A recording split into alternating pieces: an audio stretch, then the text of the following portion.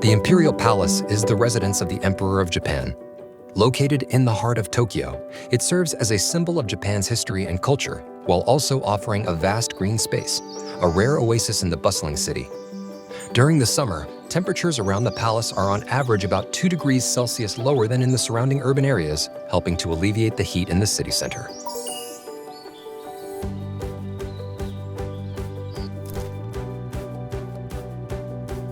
In Japan, samurai held political power for approximately 680 years, from 1192 to 1868. Let's take a look at significant events around the world during this period.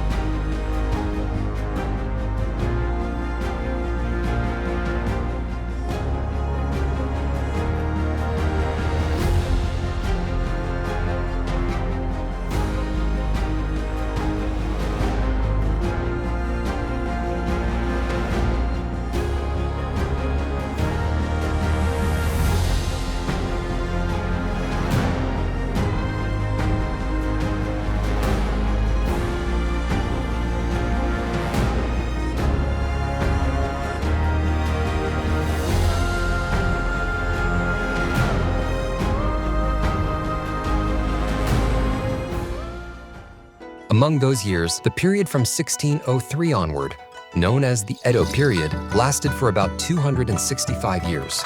During this time, the Tokugawa shogunate, founded by Tokugawa Ieyasu, ruled Japan. The political center of the shogunate was Edo Castle, where the Tokugawa shoguns governed the country. Meanwhile, even as the Tokugawa family ruled Japan from the city of Edo, modern-day Tokyo, the imperial family remained in Kyoto, maintaining its presence and a certain level of authority.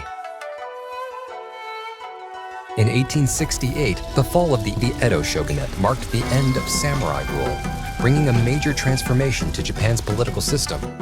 The emperor, who had lived in Kyoto for nearly 1,000 years, relocated to Tokyo, which became the new capital. The first emperor to reside in Tokyo was Emperor Meiji, and this era became known as the Meiji period.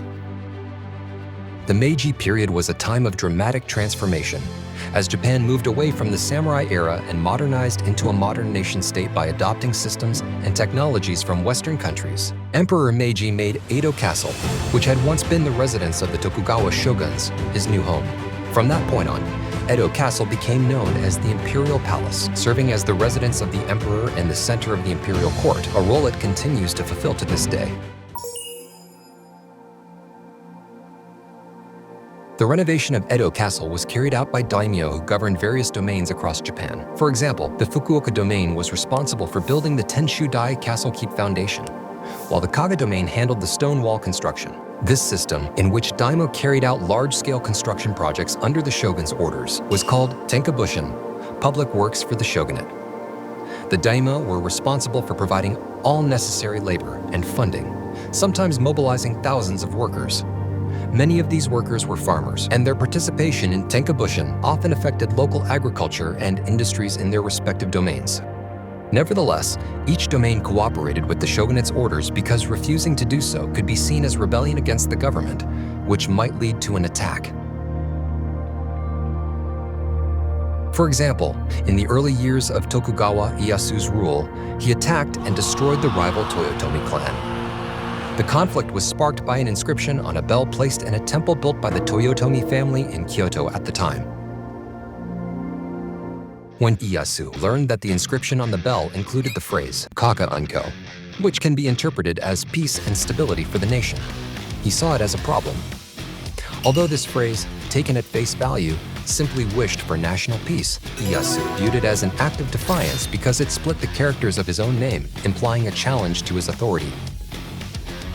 This example may seem somewhat extreme, illustrating how the Tokugawa clan forcibly created a pretext to attack the Toyotomi clan. Nevertheless, it effectively sent a clear message to society that anyone perceived as a rebel by the Tokugawa would face merciless retaliation.